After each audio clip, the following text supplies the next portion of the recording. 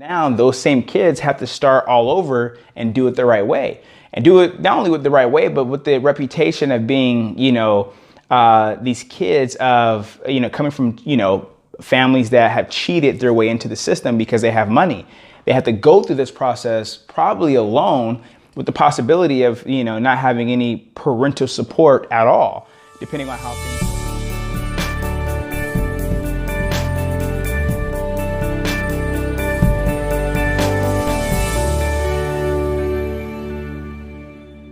Hey, what's up, people? This is Josh with A Grade Above College Planning. Hey, before we get into it, if you like the information that you're receiving, if you think this content is of value to you, please subscribe to our channel. That way you can get the latest information that we provide, that we upload. Also, if any specific video may stand out, please don't hesitate to like it and share it, pass it along to someone else that you may know. And if you want us to talk about something specifically, let us know in the comment section or reach out to us directly. So let's get right into it. We are talking today about, if you've been following, the news, and you've been listening to some of the things that I, put out there, and maybe some other sources. Back in March, there's been this scandal, this admission scandal with some prestigious universities and privileged people, and privileged families, I'll say. And it's a case of the privileged are looking for more privileges and using money and other resources to buy their way into opportunity, into schools. And it's a shame. It's a shame that college is, we talk about college being a business, and it's very competitive, and preparation, things like that. But it's pretty ridiculous that parents think that paying their way, or paying their child's way, they know it's not ethical, they know it's not fair, but it's like paying the referee, or paying, the person who keeps score to just, I don't know, it's a lot of different ways. So with this scandal, this admissions, college scandal going on, and more people are becoming exposed. I think right now it's a little over 50 people, including coaches, parents, some celebrities, and consultants that are being, investigated or in charge by the FBI. The point that we want to make here is that it is serious, but it's not that serious to do it the wrong way. And yes, it's competitive, but there are right ways to get into your school of choice. Also, what's interesting about the situation is that some of the students, are not really, they had no idea what was going on. And what's funny to me is, when it comes to the college planning process, this is the student's future, not the parents' future. This is for the students and their future. Whenever you're planning and preparing and having the conversation about college for your child, it's important, it's vital that they are a part of that conversation, that they are a part of the process.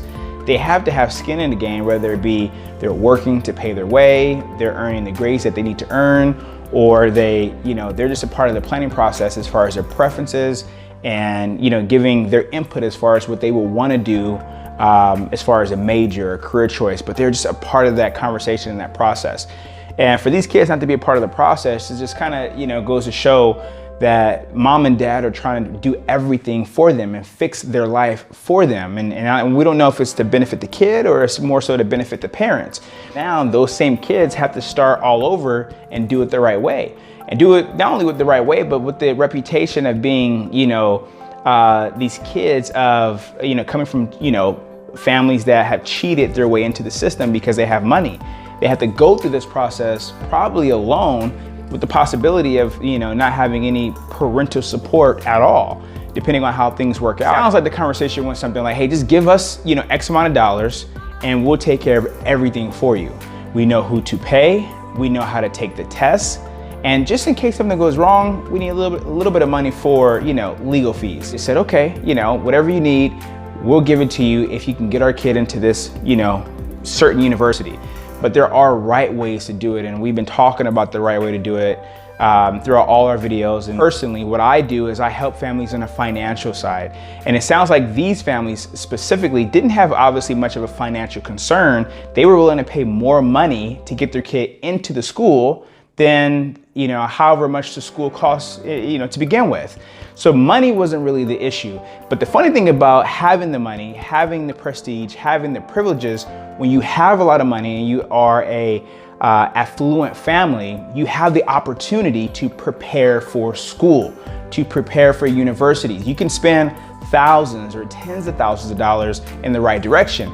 You get coaches that can help you with your athletic, skills. You can get tutors and coaches that can help you with your academic skills. You go through test prep, you do planning, you do assessments. You do everything that you need to do within your power to get your kid accepted into the best university that's not only a good name or name brand university, but it's the best university for the kid, for the student, not just because it has this particular this bumper sticker, mentality. Hey, my kid goes to USC or my kid goes to Harvard, but you want to get them into the right school that's best for them. But if you have the money to afford that opportunity, it just baffles me that they didn't put the money in that direction. I'm thinking, what kind of kids are these? Are these kids that don't have good grades? How do they make it through high school? Who else was paid in this process? It's wrong in so many ways, and it's so easy to do things the right way, especially when you have the financial resources. The stupidity in this process is I don't understand it. The privileged are trying hard to find more privileges. And then the funny thing about this whole process to me also is not only do they pay these people to help get their kid in, or get their kid into certain universities, they're also looking for tax advantages. Hey, I'm gonna write a check to you for $75,000 or for $100,000 for $1 million, whatever it might be. And hey, can I get a tax break on that as well? I'm cheating the game, I'm cheating the system, I'm violating every rule there is when it comes to college admissions, and I want to get a tax write-off for me doing this, which is so interesting and it's so arrogant and foul and on so many different levels. There are people out there that do good work, that care. And one of the cool things about this process, USC is a very selective university. And there's many extremely selective universities in California and throughout the country, of course. And it doesn't seem like any admissions personnel or admissions counselors were involved in the scandal, which is kudos to them. That's a very great thing to know, is that the admissions department are handling this process with ethics, with integrity. Are there things that families need to know or can know to help give them the best shot or the best opportunity at not only attending a specific university, but also paying and affording that specific school? Yes, but it doesn't necessarily have to include breaking the law or violating the rules that govern this process. So if you're a family who have questions, you need help, you don't know where to start, you don't know where to go, please get help. You are not alone. There's many professionals out there that do good work, that are ethical, and their job is to help you not only be informed, but give your kid, your student, the best opportunity possible. What we do here is we try to help you reduce your out-of-pocket expenses and reduce your costs for college. And we try to help you do that through information, through empowerment, and through ethical opportunities that might be available to you that you have no idea about.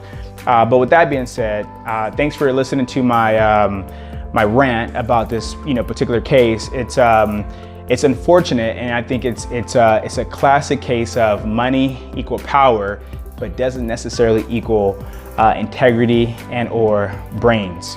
So this is Josh with A Grade Above College Planning. Thanks for checking us out.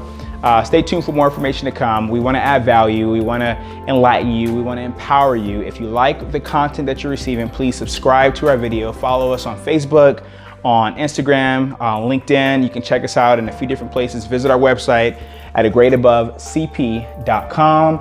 You can email us at info@agradeabovecp.com. Thanks again for checking us out. We'll speak to you soon.